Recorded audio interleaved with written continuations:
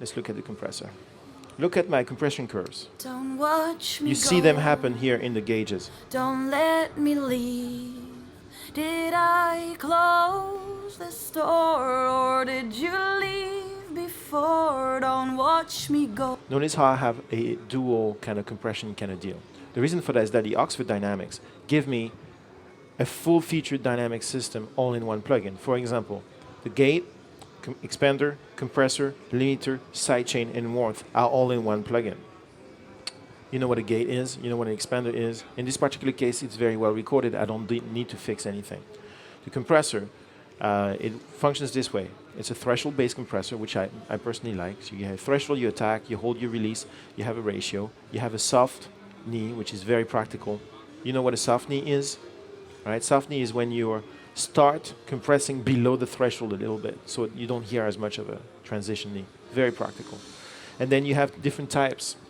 I tend to use either the normal type, which is what you've been hearing, or the classic type, which is loosely based on a DBX 160. And then the linear type is a very, how would you say, digital E kind of vibe, where you can do anything, nothing is linked to each other, every single control is separate. It's very practical to do special effects. So here's how I function. I will always compress a little bit. Don't watch me go. Maybe a little more. Don't let me leave. And then Did I close? I will use the limiter after. And the way I set it up is I tend to open the attack on the compressor and close the attack on the limiter. And what happens is that the compressor will leave the first part of the sound go through, and the limiter will catch what I don't like. So look at the gauges. Don't watch me go. Don't let me leave. See what I mean? Did I close this door? If I were trying to get this phrase, did I close this door? If I were trying to get that phrase with just a compressor, I would have to kill the sound all the time. Whereas doing a dual thing, I'm able to just compress a little bit and just limit a little bit when the things bother me. It's a very practical way to work. And this doesn't sound compressed to me. Don't watch me go. Don't let me leave. Especially if you listen to it in the track. Don't watch me go.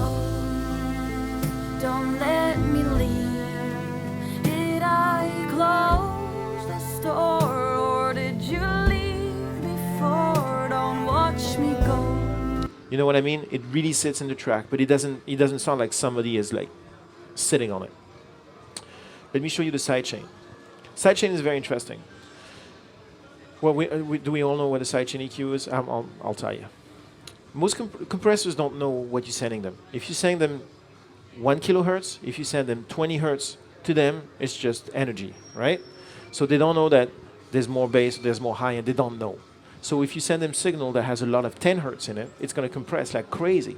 So say if you have a vocal, and you recorded the vocal in the basement, and you have the subway go through, even if you don't hear it, the compressor will hear it if it's at 10 hertz and freak out. Conversely, the compressor doesn't know which part of the signals are sticking out, which part of the signals you want to compress more than others. So what you can do is you can tell it. How do you do that? Well, you use an EQ and you say, okay, I'm going to show you what I don't like. So if you listen to this signal. Don't watch me go. Don't let me leave. Did I close this door? This is perfect. When she says, did I close this door? I'm going to play that again.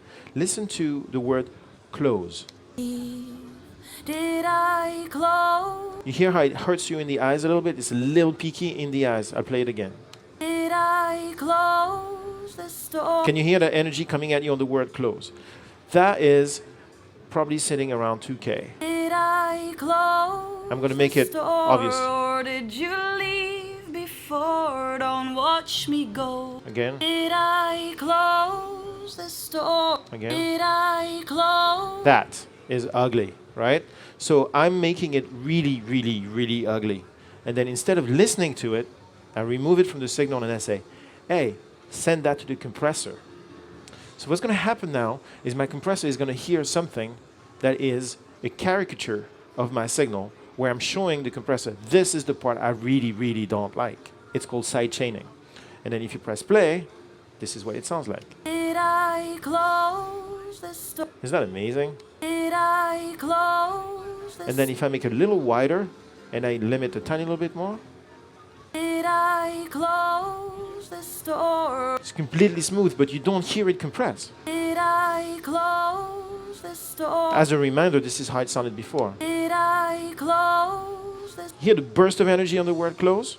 Did I close the store? And then if you put the limiter on, Did I close the store? totally smooth. But you don't have to ruin your signal for it. You just use this when that one frequency is too loud. Very good way to work. This dynamic system is pretty phenomenal. And in the track, it sounds like there's no compression at all. Did I close the store or did you leave before? Don't watch me go. Just sitting in. Don't let me leave. Where was I? But it's got transients, it's got life, it's got presence. It doesn't sound like this super compressed stuff. And it's pretty compressed for me, especially. I don't Did compress. I close the store or did you leave? An average of 5 dBs of compression. That's probably the most compression I'll ever use on anything for this kind of music. The whole key is you can compress as much as you want until you can hear it, and then stop. So that's the dynamics.